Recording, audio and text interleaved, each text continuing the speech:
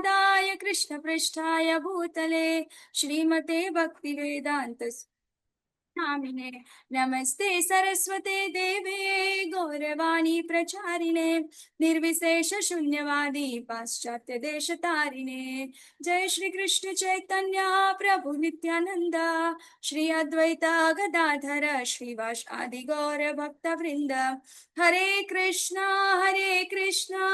कृष्ण कृष्ण हरे हरे हरे कृष्ण राम कृष्ण हरे हरे राम हरे राम हरे राम राम हरे हरे राम हरे कृष्णा। हरे हरे। हरे कृष्ण माताजी दंडवत प्रणाम। હરે સાદર પ્રણામ। જે લોકો જોડાઈ ગયા છે, મયુર પ્રભુજી, સુરેશ પ્રભુજી, જયંત પ્રભુજી, અર્ચના માતાજી, વર્ષા માતાજી, હરે કૃષ્ણ, સાદર પ્રણામ। ફાલ્ગુની માતાજી, અક્ષર પ્રભુજી, અને આજે આપણને થોડી અસર જોવાઈ રહી છે હા દિવાળીની। કઈ વાંધો નહીં, આપણી પાસે યુટ્યુબ ના રેકોર્ડિંગ્સ હોય જ છે, તમે લોકો સાંભળી શકો છો। જે લોકો નથી જોડાયા લોકો સાંભળી લેશે એ કેમ પ્રકારે પણ આજે કહેવાય કે અત્યારે ભારતના અંદર સૌથી મોટો તહેવાર એટલે દિવાળી। અને દિવાળીનો તહેવાર ગઈકાલે આપણે જેમ વાત કરી એમ કે મોસ્ટલી નાઇટ ફેસ્ટિવલ છે। અને નાઇટ ફેસ્ટિવલમાં પણ આ જે ટાઈમ છે સાંજે 8 વાગ્યા, અને એના અંદર સૌથી વધારે સેલિબ્રેશન્સ થતા હોય, અને એમાં એ બધું બાજુ પર મૂકી અને અથવા તો એ કરતા કરતા પણ તમે અત્યારે ભગવદ્ ગીતાના અંદર ધ્યાન આપી રહ્યા છો, એ જેવી તેવી વાત નથી। તમે ખાલી ઓર્ડિનરી પીપલ નથી, કહેવાય ને કે મેંગો પીપલ, હે ને, તો મેંગો પીપલ નથી। અને આ બહુ જ બધી સુકૃતિઓ આપણી પાસે હોય, ભેગી થઈ હોય બહુ બધા જન્મો પછી, અને ઘણા બધા જન્મો પછી જ્યારે આ ભેગું થયું હોય ત્યારે આપણને આ લાભ મળી શકે છે। અને તમે બધા જ ખૂબ લકી છો અને ખૂબ સુકૃતિવાન છો કે અત્યારે તમે એ લાભ મેળવી રહ્યા છો। તો ચાલો આપણે શ્રી શ્રી રાધા ગોવિંદજીના ચરણોમાં વંદન કરીને, શિલા પ્રભુપાદજીના ચરણોમાં વંદન કરીને ક્લાસની શરૂઆત કરીએ। અધ્યાય 12 ભક્તિ યોગ, અને શ્રી શ્રી રાધા ગોવિંદ કી જય, શ્રીલા પ્રભુપાદ કી જય। તો આપણે અત્યાર સુધી 1 થી ને લઈને 11 ચેપ્ટર સુધી આપણે જોઈ ગયા, બરાબર। એના અંદર તમારે મને જવાબ આપવાનો છે કે આપણે ભગવદ્ ગીતાને 3 પાર્ટમાં ડિવાઈડ કરી છે, એ પાર્ટ કયા કયા છે? ચાલો, કાલે भी કીધું હતું તો બી કોણ ભૂલી ગઈ, કહેશે? આજે કીધું હતું, ગઈકાલે વાત થઈ હતી તો ભૂલી હા, વૈશાલી માતાજી, તમારો અવાજ બરાબર નથી આવતો। હરે કૃષ્ણ, કે મને જ નથી આવતો ખાલી, એવું છે? ના, બરાબર નથી આવતો। Okay, yes. વૈશાલી માતાજી, હરી બોલ। હરી બોલ માતાજી, હા બોલો।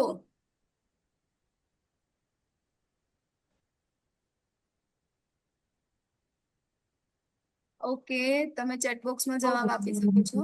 આપણે ભગવદ્ ગીતાને 3 પાર્ટમાં ડિવાઈડ કર્યા છે। યસ, જયંત પટેલ પ્રભુજીનો હેન્ડ રેઝ છે, બોલો પ્રભુજી તમે। હરે કૃષ્ણ માતાજી। હરે કૃષ્ણ। હું કોણ છું, ભગવાન કોણ છે, અને આપણો ભગવાન સાથેનો સંબંધ શું છે? હરે Krishna. Okay, Hare Krishna, thank you પ્રભુજી। પરંતુ આ પ્રશ્ન શું કહેવાય, તમે જવાબ આપ્યો છે એ મારા નેક્સ્ટ ક્વેશ્ચન હતો એકચ્યુઅલી, જેનો તમે એડવાન્સમાં જવાબ આપી દીધો। હરી બોલ।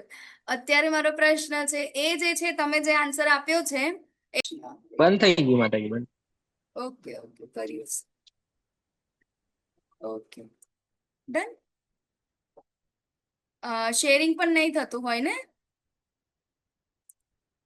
સ્લાઇડ જોવાય છે?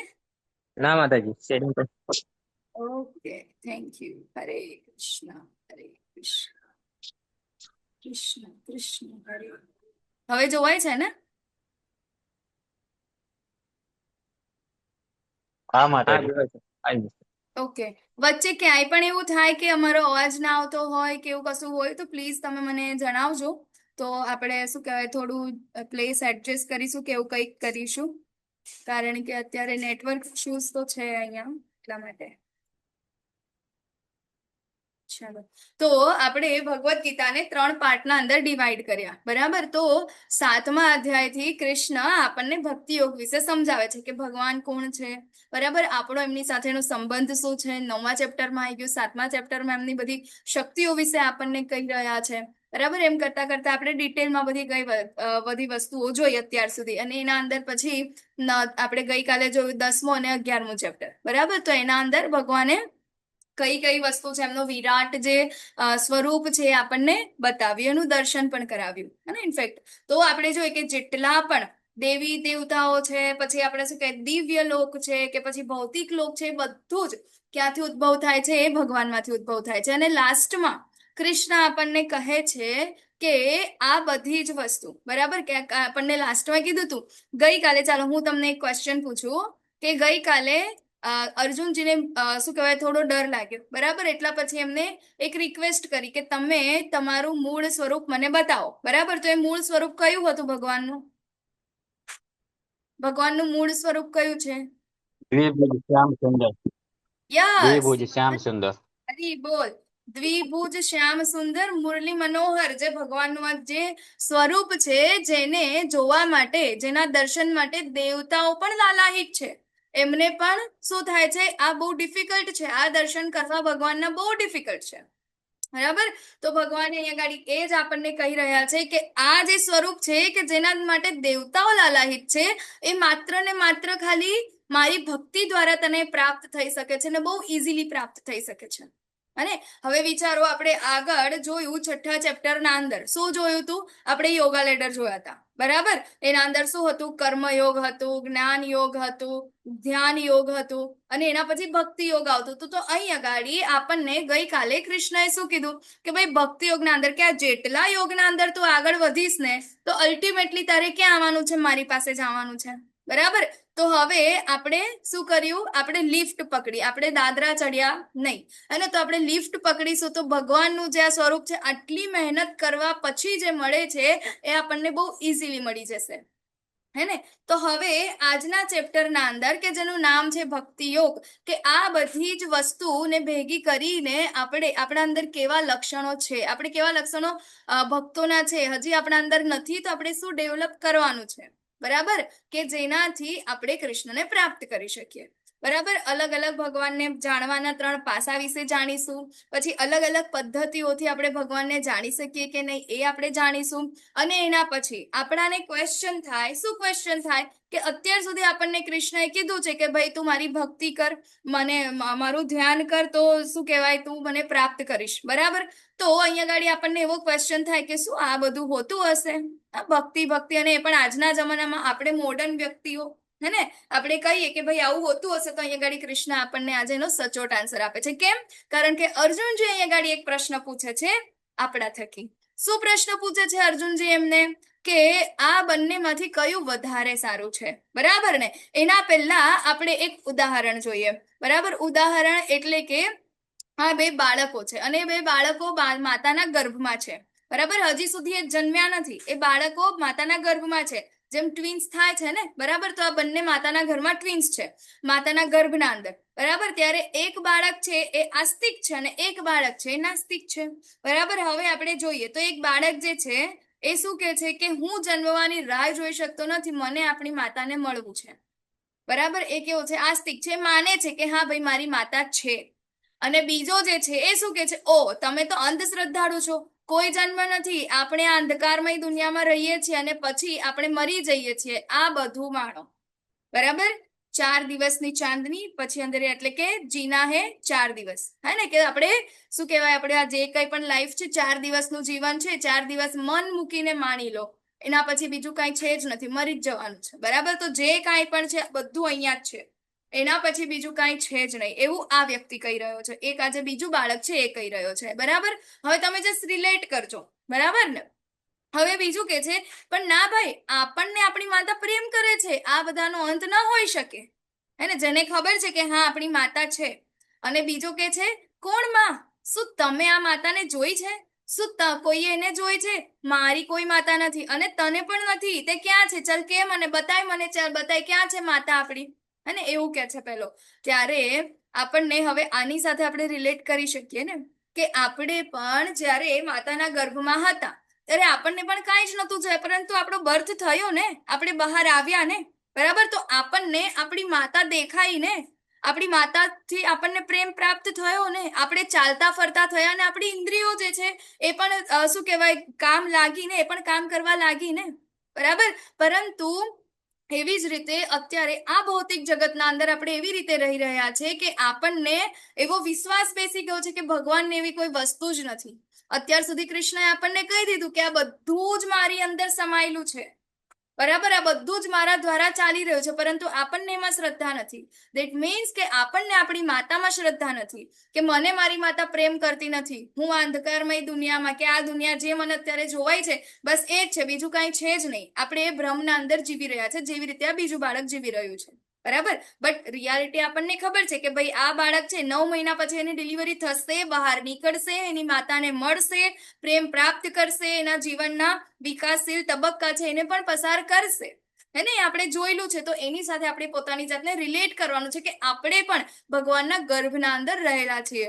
ભગવાનના અંદરથી ભગવાનના જે રંધ્રો છે એમાંથી અનંત બ્રહ્માંડો છે પ્રગટ થાય છે, અને એ બ્રહ્માંડના અંદર ક્યાંક આપણે એ જગ્યાના અંદર રહી રહ્યા છે, જે રીતે આપણે ગોલક ચાર્ટના અંદર જોયું એવી રીતે, બરાબર. જસ્ટ વાર શું છે, આપણે વેટ એ જ કરીએ છીએ કે આપણે શ્રદ્ધા નથી, બરાબર. સમજવાનું છે કે ના ભાઈ આપણી માતા છે, ભગવાન છે, કે આપણે એમના ગર્ભમાં છે, બસ આટલું ખાલી સ્વીકારવાનું છે. આની જ રાહ જોઈ રહ્યા છે આપણે. જ્યારે એ કરતા થઈ જઈશું ત્યારે આપણે આ શાસ્ત્રોના અંદર જે કાંઈ પણ આપેલું છે ને એ બધાનો આપણે વિશ્વાસ કરતા પણ થઈ જઈશું. ચાલો આગળ જોઈએ. હવે અર્જુનજી શું પૂછી રહ્યા છે, બરાબર. તો અર્જુનજી હવે અહીંયા ગાડી પૂછી રહ્યા છે કે જેઓ આપની ભક્તિમય સેવામાં સદૈવ તત્પર રહે છે અથવા જો અવ્યક્ત નિર્વિશેષ બ્રહ્મની ઉપાસના કરે છે, આ બેમાંથી કોને વધારે સિદ્ધ માનવા જોઈએ, બરાબર. આપણે જોઈએ છે કે આપણી આજુબાજુ ઘણા બધા લોકો રહી રહ્યા છે કે જે લોકો એવું કહે છે કે ભાઈ ભગવાન એટલે જસ્ટ પોઝિટિવ એનર્જી, બરાબર. હું બીજા લોકોની વાત નહીં કરું, પણ જ્યારે હું ભગવદ્ ગીતાના ક્લાસ સાથે નથી જોડાઈ ત્યારે હું પણ એવું જ માનતી હતી કે ભગવાન તો એ ખાલી એક પોઝિટિવ એનર્જી છે, ભગવાન જેવું કશું હોતું નથી, આ ખાલી પ્રકૃતિ ને બધું છે એનું ઓટોમેટિક બધી વસ્તુઓ થઈ રહી છે, બરાબર.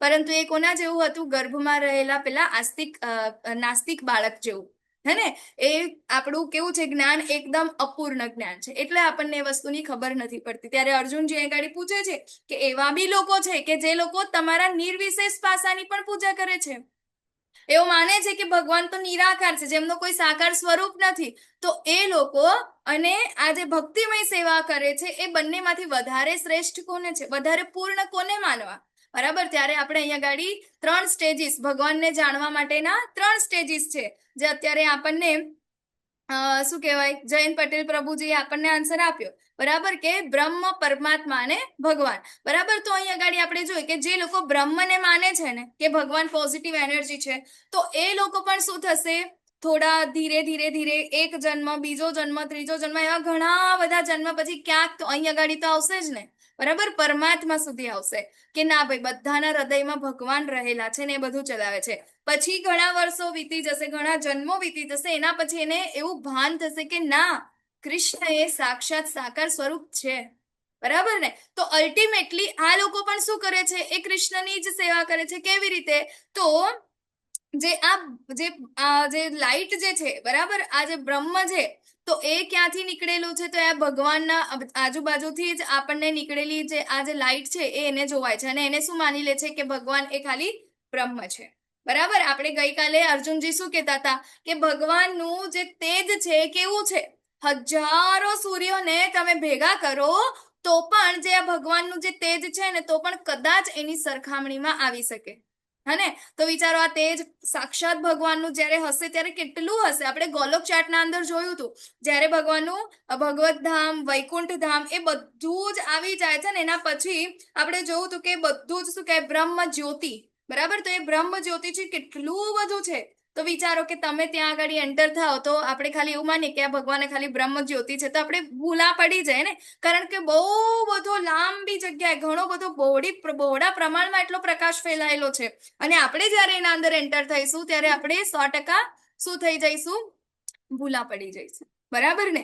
એટલા માટે આપણને આચાર્યોએ અહીંયા કીધું છે અને ભગવાને ખુદ અહીંયા આપણને કીધું છે કે ભગવાનને જાણવા માટેના 3 તબક્કા છે. બરાબર? બ્રહ્મ, પરમાત્મા અને ભગવાન. તો આ લોકો પણ અલ્ટિમેટલી કોની? ભગવાનમાંથી નીકળેલું તે જ, એટલે ભગવાનની સેવા. બરાબર? પરંતુ ભગવાન સુધી પહોંચતા એમને વાર લાગશે. પરમાત્મા, બરાબર, તો એ પણ શું કરે છે? ભગવાનના અંદરથી, તો એ લોકોને પણ ભગવાન સુધી પહોંચતા તો વાર લાગશે.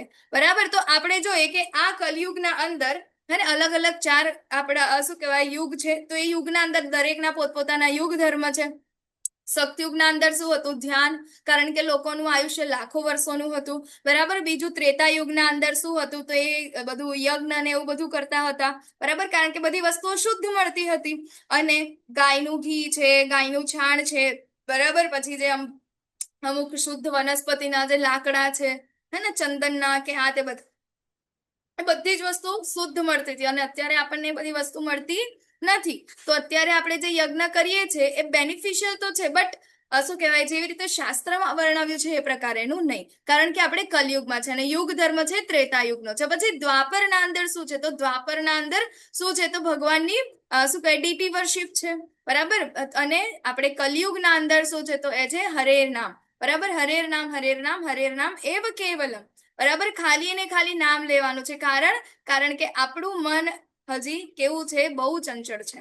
બરાબર? એને આપણે વશમાં નથી કરી શકતા, હે ને? તો અત્યારે જસ્ટ ખાલી નામ લેવાથી જે સતયુગના અંદર જે લોકો હજારો લાખો વર્ષો સુધી ધ્યાન કરતા હતા ત્યારે એમને ભગવાન પ્રાપ્ત થતા હતા. ત્રેતાયુગના અંદર કેટલા બધા યજ્ઞ કરતા હતા. હવે વિચાર કરો, આપણે જસ્ટ ખાલી નાની પૂજા કરવી હોય તો ઘરમાં કેટલો ખર્ચો થઈ જાય છે ને? બરાબર? તો આટલા મોટા યજ્ઞ કરવા માટે કેટલી બધી વસ્તુઓની જરૂર પડે, સામગ્રીની જરૂર પડે, જે આપણા માટે યોગ્ય નથી. અત્યારે આપણે એ ના કરી શકીએ. બરાબર? અને એ બધું કરવા પછી એમને ભગવાનની પ્રાપ્તિ થતી હતી. અને દ્વાપરના અંદર, બરાબર, ડીટી વર્શિપના અંદર તો હવે વિચારો કે એ જે વિગ્રહ પૂજા છે એના માટે ઘણા બધા નિયમો છે. દિવસમાં કેટલી વાર એમને સ્નાન કરવું પડે, કેટલી વાર આચમન કરવું પડે, કેટલી બધી વસ્તુઓનો ત્યાગ કરવો પડે, હે ને? તો એ બધી જ વસ્તુ જે છે એ આપણે માટે તો એ પોસિબલ નથી. તો આપણા માટે પોસિબલ શું છે? આપણા માટે પોસિબલ છે ખાલી નામ. બરાબર? તો આ જે કરવાથી જે ભગવાન પ્રાપ્ત થાય છે, તો વિચારો કે આપણે ત્રેતાયુગ, સતયુગ, દ્વાપરયુગ એ બધા એ લોકો જે કંઈ પણ કરતા હતા તો એને અલ્ટિમેટલી શું મળતું હતું? કૃષ્ણ મળતા હતા. અને હવે કલયુગના અંદર કેટલું ઈઝી છે, કેટલું ઈઝી છે, ખાલી ચેન્ટિંગ કરવાનું, અને ચેન્ટ કરવાથી આપણને કૃષ્ણ પ્રાપ્ત થઈ શકે છે. બરાબર? તો આપણો કલયુગનો જે યુગ ધર્મ છે એ છે ભગવાનનું નામ સંકીર્તન, ભગવાનનું નામ લેવું. બરાબર? એ આપણો યુગ ધર્મ છે. એના સિવાય બીજું કાંઈ પણ કરવા જઈશું તો આપણે ભૂલા પડીશું અને આપણે પ્રોપર નહીં કરી શકીએ. તો હવે કૃષ્ણ અહીંયા આગળ જવાબ આપે છે કે હવે બંનેમાંથી કોણ વધારે સારું છે? ત્યારે એ કહે છે કૃષ્ણ કે જે મનુષ્ય મારા સાકાર રૂપમાં પોતાના મનને એકાગ્ર કરે છે અને અત્યંત શ્રદ્ધાપૂર્વક મારી પૂજા કરવામાં પરાયણ રહે છે, તેઓ મારી દ્રષ્ટિએ પરમ સિદ્ધ છે. હે ને? જો શું કીધું છે? આ કોણ બોલે છે? પૂર્ણ પુરુષોત્તમ પરમેશ્વર. ગીતામાં આવું લખ્યું છે વ્યાસદેવજીએ, હે ને? એમને લખ્યું છે પૂર્ણ પુરુષોત્તમ પરમેશ્વર ભગવાન ઉવાચ કે જે મનુષ્ય મારા સાકાર રૂપમાં, હે ને, કે સાકાર રૂપ એટલે કે એમની 2 આંખો છે, કાન છે, નાક છે, હાથ છે, દ્વિભુજ મુરલી મનોહર શ્યામ સુંદર ભગવાનનું જે આ સ્વરૂપ છે, સાકાર સ્વરૂપ છે, એને જે એના અંદર જે પોતાના મનને એકાગ્ર કરે છે, બરાબર, અને અત્યંત શ્રદ્ધાપૂર્વક મારી પૂજા કરે છે અને પરાયણ રહે છે, તેઓ મારી દ્રષ્ટિએ કેવા છે? પરમ સિદ્ધ છે. બરાબર? નહીં કે ખાલી બ્રહ્મ અને નહીં કે પરમાત્મા. બરાબર? હવે આગળ જોઈએ. હવે અહીંયા આગળ બીજું પણ કહે છે. શું કહે છે? કે જે લોકો ધ્યાન યોગમાં આગળ વધે છે તે લોકોને શું કરવું પડે છે? તો એ લોકોને પોતાની ઇન્દ્રિયોને વશમાં કરવી પડે છે.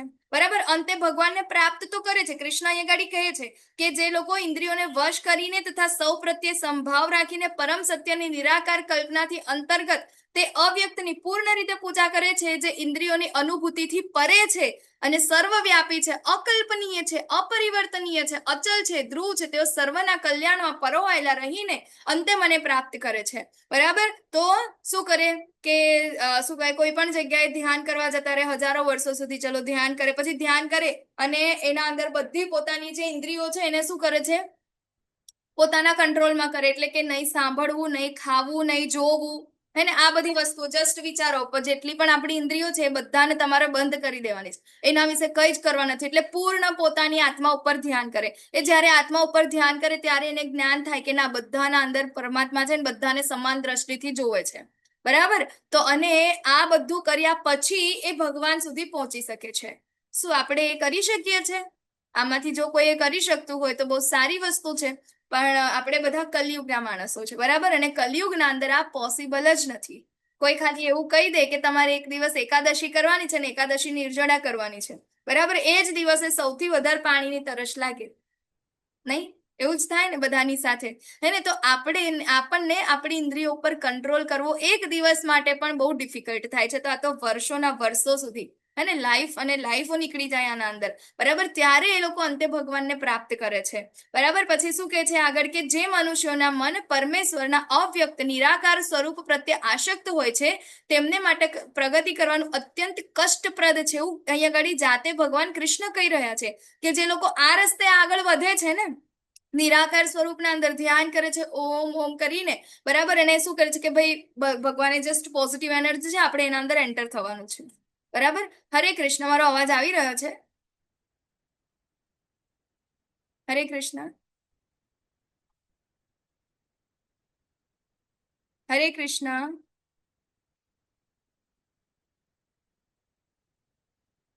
હરે કૃષ્ણ. મારો અવાજ આવે છે? અવાજ બ્રેક થાય છે માતાજી. હા, એટલે જ અહીંયા અનસ્ટેબલ આવ્યું ને. ક્યાં સુધી સંભળાયું તમને? હરે કૃષ્ણ.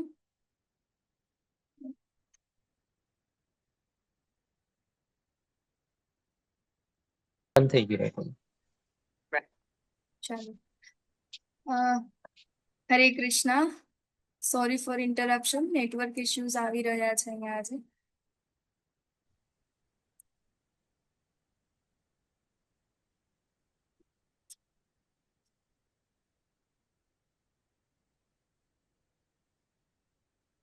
મારો અવાજ આવી રહ્યો છે ને પ્રભુજી? હરે કૃષ્ણ. હા, આવે છે માતાજી. હા, આવે છે.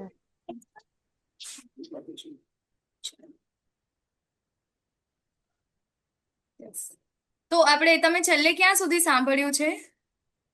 કારણ કે હું તો બોલ્યા જ જતી હતી. મને ખ્યાલ નતો કે ક્યાં સુધી મારો વોઇસ બ્રેક થતો હતો. બધું જ હા, બધું જ બધું જ. બધું એટલે ક્યાંથી એમ? આ વાળી જે સ્લાઇડ તમને દેખાય છે ત્યાંથી કે પછી આગળની સ્લાઇડ હતી ત્યાંથી?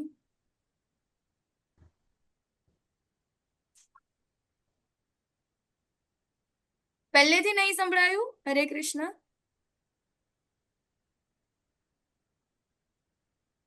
હરે કૃષ્ણ. અવાજ આવે છે?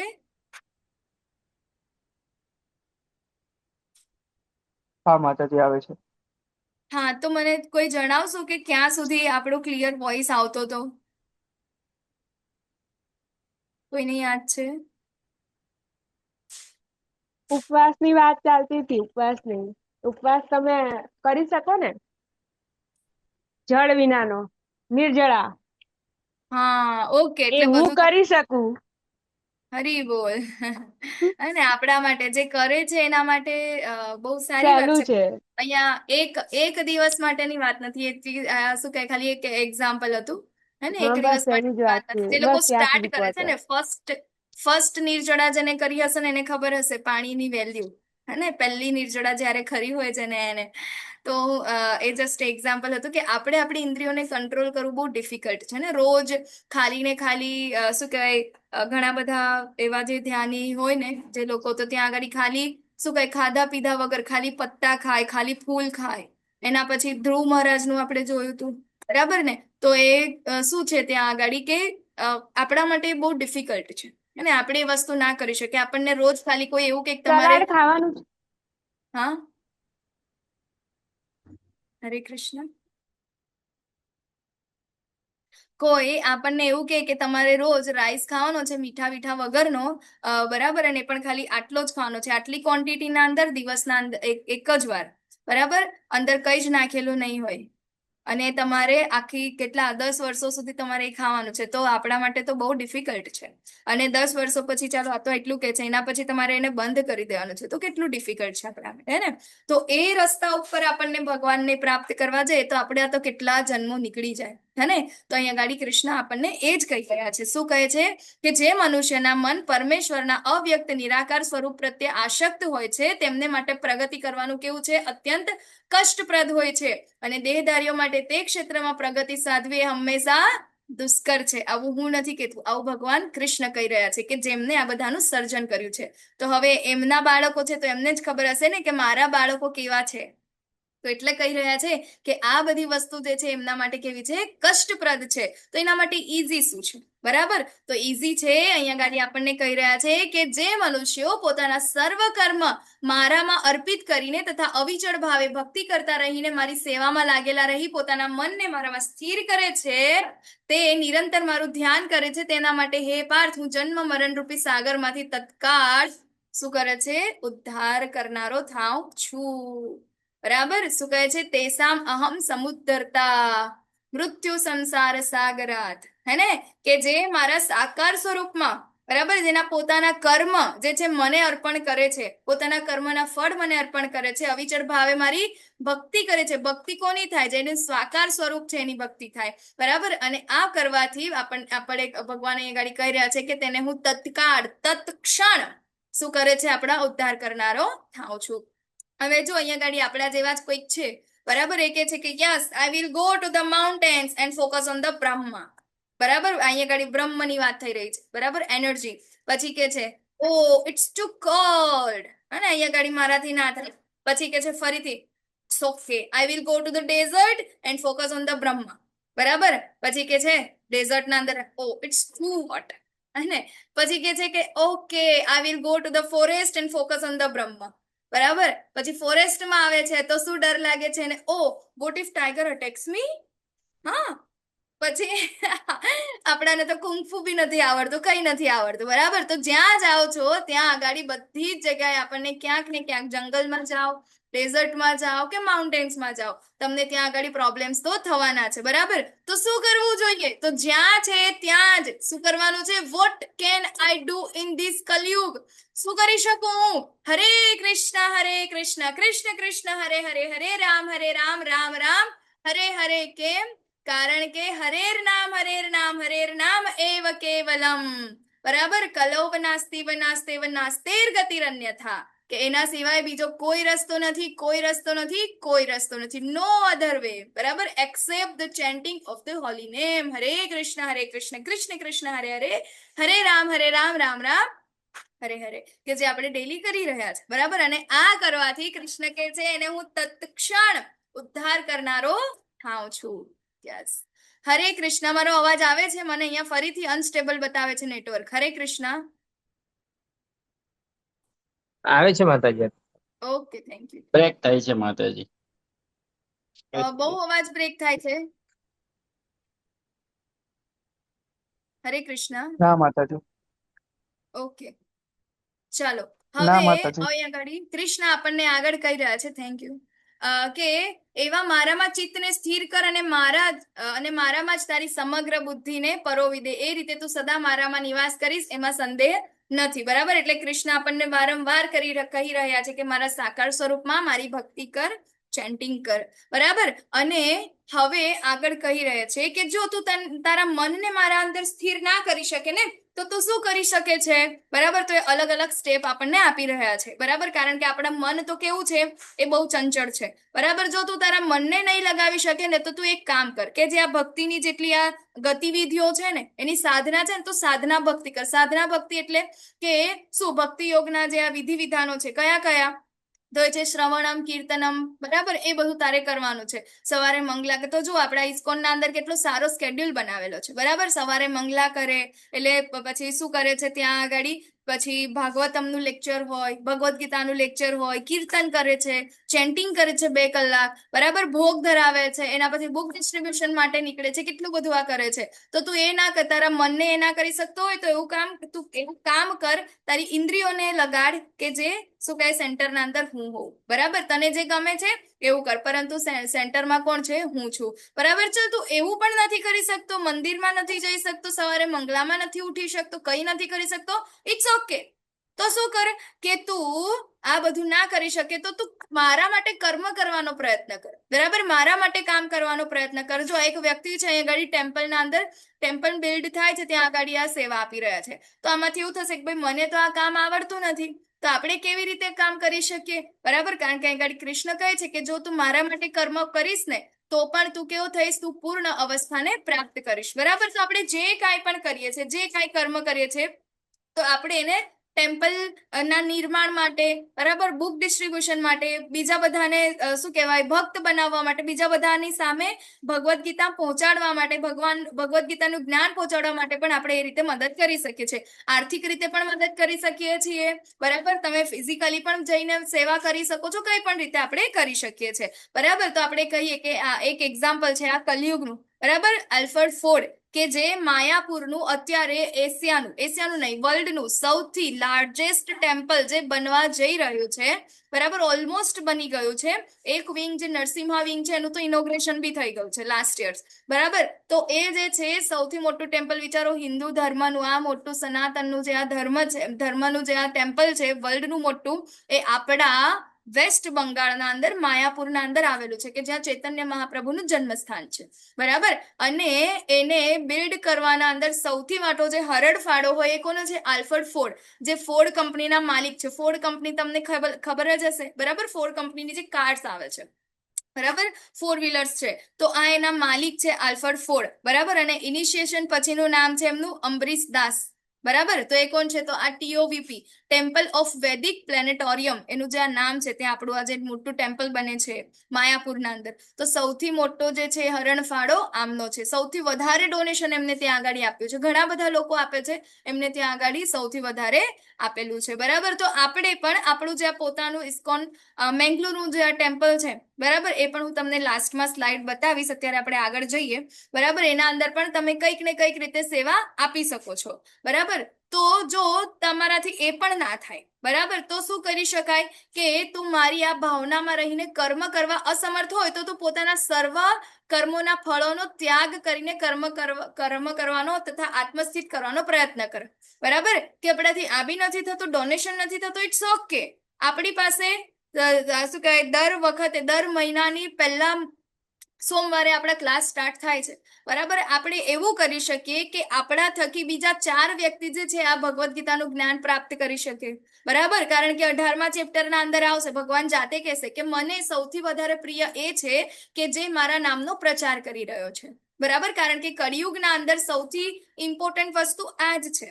અને આજે લક્ષણો પણ જોઈશું, જે લોકો ભક્ત બની જાય છે એ કેવા હોય છે. તો જો વિચારો કે જો આખું વર્લ્ડ જે છે, જેટલા પણ લોકો છે, બધા જ જો ભક્ત બની જાય ને એ લોકોના અંદર એવા લક્ષણો ડેવલપ થાય, તો અત્યારે આપણે આટલી બધી વસ્તુઓ જોઈ રહ્યા છે, જેટલા ક્રાઇમ્સ જોઈ રહ્યા છે, એ બધી જ વસ્તુ સાવ બંધ થઈ જાય, બરાબર. તો ભગવાનનો આ ટાર્ગેટ છે કે બધાની પાસે મારું ભગવદ્ ગીતાનું જ્ઞાન પહોંચે, તો આપણે એટલીસ્ટ એ તો કરી જ શકીએ, બરાબર. કે આપણે બીજા બધા લોકોને લિંક પ્રોવાઈડ કરીએ, એ લોકોને આપણે સમજાવી શકીએ કે આવી રીતે ભગવદ્ ગીતાના ક્લાસ ચાલી રહ્યા છે, તો આપણે એના અંદર એન્ટર થઈએ, બરાબર. તો આ જે વસ્તુ છે એ આપણે કરી શકીએ, બરાબર. અને જો આપણે કરી શકતા હોય, આપણે એલિજિબલ હોય, બરાબર, તો આપણે શું કહેવાય, ડોનેશન પણ કરી શકીએ છીએ, બરાબર. નો ડાઉટ આપણા જે ક્લાસીસ છે બહુ ફ્રી ઓફ કોસ્ટ છે, અહીંયા આગળ કોઈને ફોર્સ નથી કરવામાં આવતો કે તમે એને ડોનેટ કરો, બરાબર. પણ આ સ્વેચ્છાએ, કારણ કે કૃષ્ણ અહીંયા આગળ આપણને કહી રહ્યા છે, જો આપણને ઘર ચલાવવા માટે લક્ષ્મીની જરૂર પડે છે, બરાબર. તો ભગવાનનું જે આ ઘર જે છે એને ચલાવવા માટે પણ દરેક વસ્તુની જરૂર પડે છે, બરાબર. ત્યાં આગળ કોઈ કમાઈને કોઈ લાવતું નથી, આપણા ઘરે તો ઇન્કમ સોર્સ હોય છે, પરંતુ ટેમ્પલના અંદર કોઈ ઇન્કમ સોર્સ હોતો નથી, બરાબર. એને આવી જ રીતે બધા ભક્તો પોતાની જવાબદારી સમજી અને ત્યાં આગળ ભગવાનની સેવામાં લગાવે છે. અને શું થાય છે એના બદલામાં, જુઓ, આપણે જ્યારે પોતાના ઘરના અંદર આપણા સદસ્યોનું આપણે પાલન કરતા હોય, બરાબર, ભરણ પોષણ કરતા હોય, તો એમના પ્રત્યે આપણને ક્યારેક દુઃખ પ્રાપ્ત થાય છે. અહીંયા આગળ કૃષ્ણ કહે છે કે જે મારા માટે કરે છે ને, બરાબર, તો એ લોકો શું કરે છે, ભગવાનને અંતે પ્રાપ્ત કરે છે, અલ્ટિમેટ ગોલ જે છે ભગવાનને પ્રાપ્ત કરે છે. એવા કેટલા બધા ઉદાહરણ છે ને. ખિસકોલી રામ સેતુ બનાવતી વખતે નાનો એમ તો એનું શું કહેવાય એનો રોલ હતો, પરંતુ એને કેટલું મોટું પેલું એ મળ્યું છે, બરાબર. એવા ઘણા બધા આજે આપણે જોઈશું, હે ને. કેટલા બધા એવા ઉદાહરણ છે, હે ને. તો આગળ કહે છે કે જો તું આ બી ના કરે તો તું શું કરે, જ્ઞાનોપાર્જનમાં પરોવાય છે. જ્ઞાનોપાર્જન એટલે શું કે આપણા જેટલા પણ વેદ પુરાણો જે કંઈ પણ છે એ બધાને સ્ટડી કર, ડીપ સ્ટડી કર, કારણ કે અલ્ટિમેટ એ લોકો પણ એવું જ કહેશે કે ભાઈ તમે ભક્તિ કરો. તો વિચારો આપણાથી ખાલી ભગવદ્ ગીતા પૂરી નથી થતી, હે ને. તો આપણાથી 18 પુરાણ, 4 વેદ, 108 ઉપનિષદ ને એવા કેટલા બધા શાસ્ત્રો છે, એ આપણે આખી જિંદગી શું કહેવાય આપણે આપીએ ને તો પણ આપણાથી પૂરું ના થાય, બરાબર ને. તો આ એના માટે સૌથી ઈઝીમાં ઈઝી વસ્તુ જે રસ્તો છે એ છે ભગવાનની ભક્તિ. હવે ભગવાન એના જે ભક્તો છે એના લક્ષણો કહી રહ્યા છે, બરાબર. કે જે ભક્તિ કરે છે એના લક્ષણો કેવા છે, એ કેવા હોય છે. જો આ લક્ષણો આપણા અંદર ના હોય તો આપણે શું કરવાનું છે, એને આપણે ડેવલપ કરી શકીએ, બરાબર. તો કે છે કે જીવ માત્રનો દયાળુ મિત્ર છે, પોતાને સ્વામી નથી માનતો, બરાબર. મિથ્યા અહંકારથી રહિત હોય છે, સુખ અને દુઃખમાં સંભાવ રહે છે, આત્મસંતુષ્ટ રહે છે, આત્મસંયમી છે, નિશ્ચયપૂર્વક અમારામાં મન તથા બુદ્ધિને સ્થિર કરે છે, બરાબર. તો આપણે આવા ઘણા બધા જે ભક્તો છે આપણે એને શું કહે થોડી કથાથી લઈશું. આમ શું કે આ બધા જે વર્ડ્સ જે છે તમે રીડ કરશો ભગવદ્ ગીતાના અંદર તો એ તમને ખ્યાલ આવી જશે, બરાબર. તો પ્રભુપાદ છે શું કહે છે અહીંયા ગાડી કે ભગવાન શું કહે છે કે કોઈ કષ્ટ જે કોઈને કષ્ટ આપતો નથી, અન્યના કારણે અસ્વસ્થ થતો નથી, સુખ તથા દુઃખમાં ભય અને ચિંતામાં સંભાવયુક્ત રહે છે, એવો ભક્ત મને બહુ પ્રિય હોય છે. પ્રભુપાદ જ્યારે અહીંયાથી અમેરિકા જતા હતા ત્યારે રસ્તામાં 2 વાર હાર્ટ એટેક આવે છે, પરંતુ એમને એમનો ગોલ ના છોડ્યો, બરાબર. ત્યાં આગાડી જઈ અને ખબર નથી કે મારે કોની સાથે રહેવાનું છે, શું કરવાનું છે, કેવા લોકો હશે, બરાબર. તો પણ ત્યાં આગાડી રહ્યા. અને ત્યાં આગળ જયારે ઇનિશિયલ સ્ટેજના અંદર ત્યારે રહેતા હતા ત્યારે એમની સાથે બધા હિપ્પીઝ હતા, બરાબર. એવા હિપ્પીઝ કે જે રોજ ડ્રગ લેતા હતા, બરાબર. અને એમની સાથે એમને રૂમ શેર કર્યો છે પ્રભુપાદે, બરાબર. રોજ રાત્રે શું કરે છે, ડ્રગ્સ અને ડ્રંક્સ કરીને આવે છે અને 1-2 વાર તો પ્રભુપાદ ઉપર હુમલો બી કર્યો છે, બરાબર. તેમ છતાં એમને એવું નથી વિચાર્યું કે હું મારા વૃંદાવનના અંદર જતો રહું, બરાબર. રાધા દામોદર જે મંદિર છે ત્યાં આગળ એમનું કુટીર છે, ત્યાં આગળ શાંતિથી એ રહેતા હતા, પરંતુ એમને શું કર્યું કે ના, બીજા બધા લોકોનો ઉદ્ધાર કરવા માટે એ ફોરેન ગયા કે મારે આ બધા લોકોનો ઉદ્ધાર કરવો છે, ભગવદ્ ગીતાનું જ્ઞાન જે છે એને સ્પ્રેડ કરવા માટે, બરાબર. તો ભગવાનના ભક્તો જે છે આવા હોય છે, કોઈ પણ વસ્તુથી એ શું કહે નાસીપાસ થતા નથી, સમભાવયુક્ત રહે છે, ભય અને ચિંતામાં બધામાં. હરે કૃષ્ણ. અવાજ આવે છે મારો?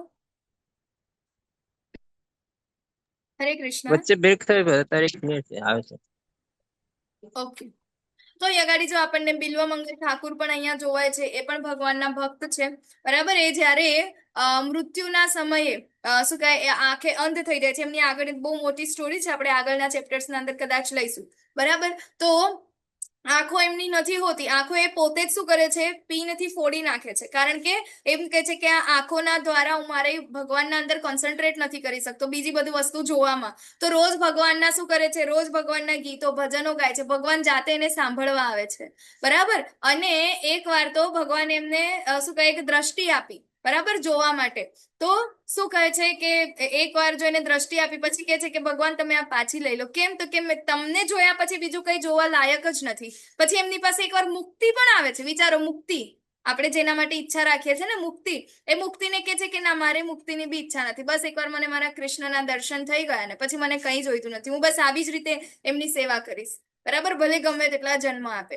તો ભગવાનના ભક્તો આવા હોય છે. પ્રહલાદ મહારાજ, બરાબર, કેટલા બધા એમના ઉપર અત્યાચાર થયા, પરંતુ એના અંદર સેજ પણ ડગમગ્યા નહીં, હે ને. એ શું કરે છે, બધી જ વસ્તુને સહન કરે છે, બરાબર.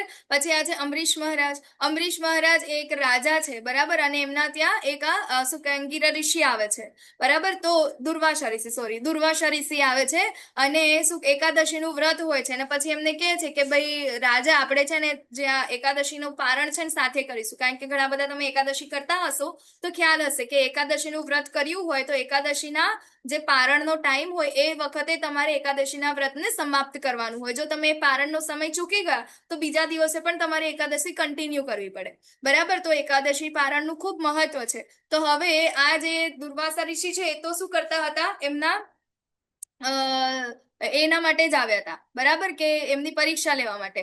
તો શું કહે છે કે હું સ્નાન કરીને આવું પછી આપણે પારણ કરીએ, બરાબર. તો હવે ત્યાં પારણનો સમય થઈ ગયો, તો હવે અહીંયા રાજાની પાસે તો જે મંત્રી હોય, પંડિતો, બ્રાહ્મણો બધા કહે છે કે તમે એક ના કરો, ભગવાનનું જે અર્પણ કરેલું જે જળ છે તમે એકવાર લઈ લો, કારણ કે પારણનો સમય જાય છે. ત્યારે ત્યાં આગળ જે ઋષિ છે એ જોયે છે ત્યાં, બરાબર, અને કે છે કે ભાઈ તું એ મારા વગર શું કહેવાય પારણ કરી દીધું, બરાબર, કે તને કીધું તું તો પણ. ત્યારે પછી શું કરે છે, પોતાના એક વાળ તોડે છે અને એમાંથી એક રાક્ષસને પેદા કરે છે, અને રાક્ષસને કહે છે કે જા તું આને મારી દે, બરાબર. તો એ જાય છે અમરીશ મહારાજની પાછળ. તો એવામાં જ ભગવાનનું સુદર્શન ચક્ર આવે છે, અને સુદર્શન ચક્ર પહેલા તો આ રાક્ષસને પાછળ ફરે છે, રાક્ષસને મારી નાખે છે. એના પછી કોની પાછળ જાય છે, તો એ આ ઋષિની પાછળ જાય છે, બરાબર ને. તો હવે આ ઋષિ જાય છે તો એ ભગવાન શિવજી પાસે જાય. શિવજી કે ભાઈ આ ડિપાર્ટમેન્ટ મારું નથી, તમે જાઓ બ્રહ્મા પાસે. બ્રહ્માજી કે છે કે ભાઈ હું પણ ના કઈ કરી શકું. પછી જાય છે વિષ્ણુજી પાસે, કારણ કે સુદર્શન તો વિષ્ણુજીનું. વિષ્ણુજી કે છે કે હું પણ આમાં કાંઈ ના કરી શકું, કારણ કે જે ભક્તનો અપરાધ કરે છે, તમે ભક્તનો અપરાધ કર્યો ને, બરાબર.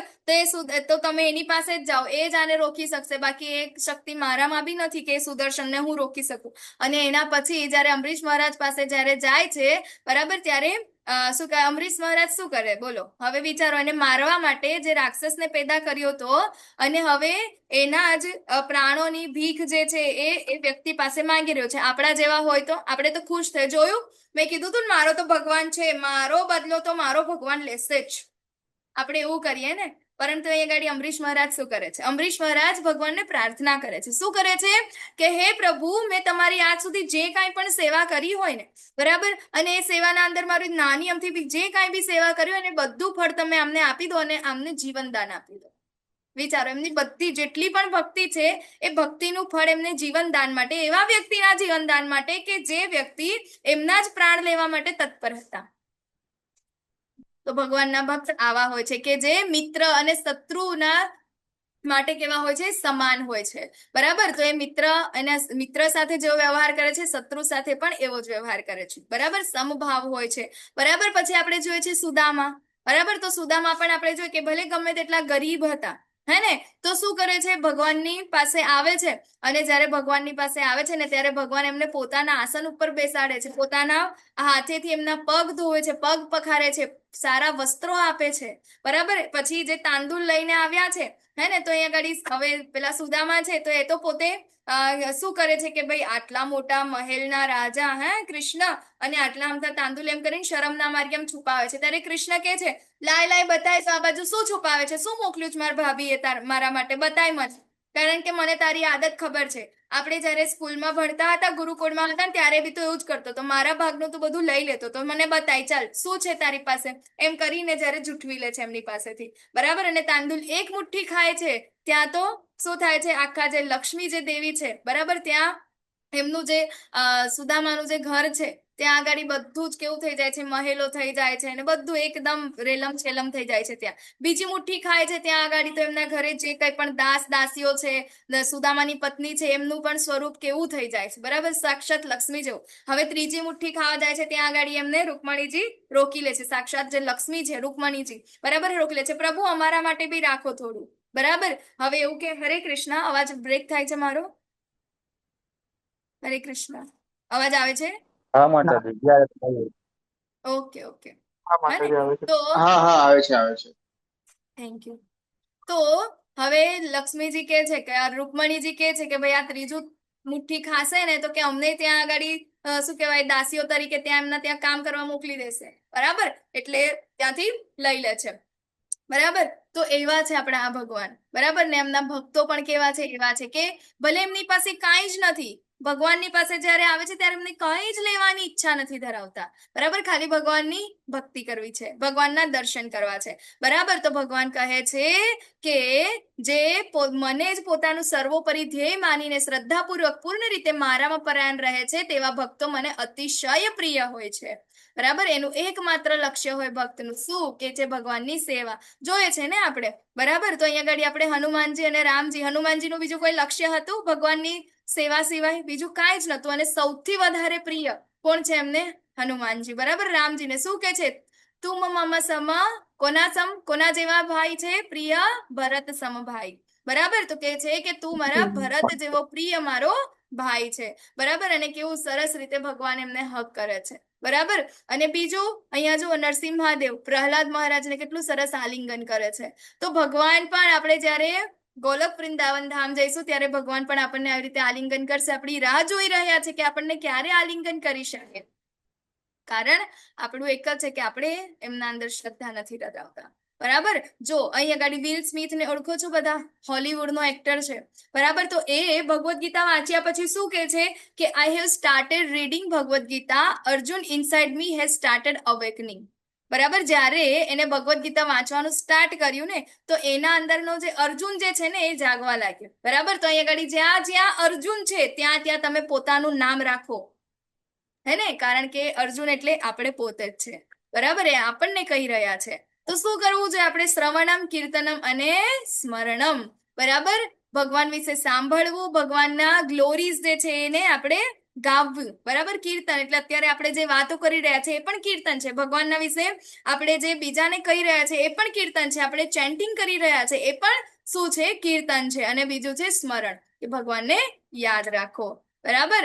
તો આપણે હરે કૃષ્ણ કૃષ્ણ કૃષ્ણ હરે હરે, હરે રામ રામ રામ હરે હરે, બરાબર. તો આ છે આપણું અલ્ટિમેટ ગોલ, હે ને, કે આપણે શું કરવાનું છે? અહીંયા સુધી પહોંચવાનું છે. આટલું કરતા કરતા કરતા આપણે ભગવાનને અવશ્ય પ્રાપ્ત કરીશું, બરાબર. હવે હું તમને એક સ્લાઇડ બતાવીશ, એક જ મિનિટ.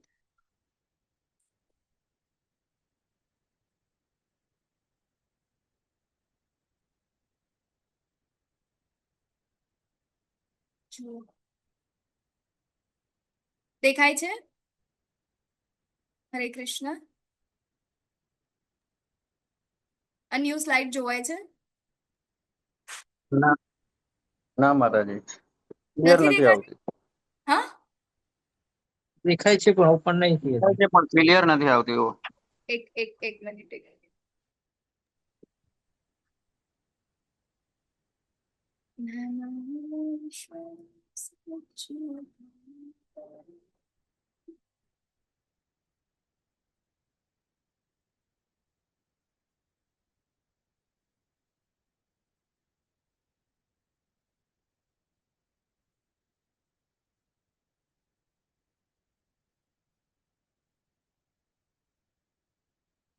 હરે કૃષ્ણ.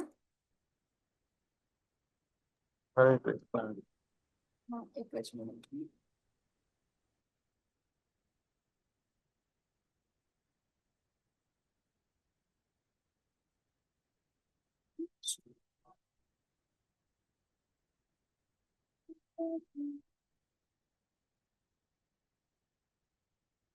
હવે જોવાય છે?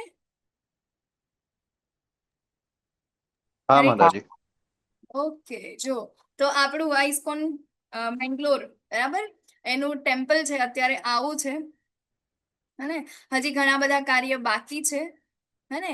ત્યાં આપણા નામનિષ્ઠ દાસ પ્રભુજી છે, એમનું એક વિઝન છે. શું છે? કે ભગવદ્ ગીતા રેસિડેન્શિયલ કોલેજ બનાવવાની. ત્યાં અત્યારે આપણે જે ઓનલાઈન જે ક્લાસીસ લઈ રહ્યા છે, કરી રહ્યા છે, એ ત્યાં આગળ ઓફલાઈન, અને જેટલા દિવસ આ ચાલે, લેવલ 1 2 3 4 5 ભક્તિ શાસ્ત્રી સુધીના, ભક્તિ વૈભવ, ભક્તિ ભૌમ સુધીના, બરાબર. એ બધી અલગ અલગ ડિગ્રીઓ છે, બરાબર.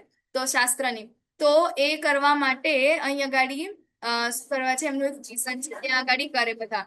અને એ પણ ફ્રી ઓફ કોસ્ટ. તમે જેટલા દિવસ ત્યાં રહેવું હોય, ફૂડ તમારું રહેવાનું, એ બધું કેવું ફ્રી. અત્યારે આપણે જે ફ્રીમાં કરી રહ્યા છે ને એ બધું ત્યાં આગળ ફ્રીમાં કરો, એમનું એક વિઝન છે, બરાબર. એના પહેલા આપણું એક ટેમ્પલ અત્યારે બની ગયું, જેનું ગયા વર્ષે ઉદ્ઘાટન થઈ ગયું, બરાબર. આ આપણું ટેમ્પલ છે, જુઓ, બરાબર. ત્યાં બહુ મોટું ખૂબ એવું મસ્ત ટેમ્પલ છે. જો આજુબાજુ કેટલી બધી ગ્રીનરી છે. અત્યારે હું ત્યાં જ જઈને આવી. ત્યાં જઈને આપણને લાગે કે એક અલગ જ દુનિયામાં આવી ગયા છે, બરાબર. આ ગાડીએ રહેવા માટેનું આશ્રમ છે. પહેલા આપણા જે રાધા ગોવિંદ છે અહીંયા ગાડી હતા, ના નામ થવા પછી આ ગયા વર્ષે આ કમ્પ્લીટ થયું એટલે આપણે એમને અહીંયા ગાડી એમને શિફ્ટ કર્યા, બરાબર. અને આ બધા અલગ અલગ છે, પાર્કિંગ એરિયા છે, ગૌશાળા છે અહીંયા ગાડી, બરાબર. પછી અહીંયા ગાડી જે આ ચિલ્ડ્રનનો જે પ્લે નો એરિયા છે એ બધું છે, હે ને. તો આ બધી વસ્તુઓ જે છે ત્યાં આગળ અવેલેબલ છે.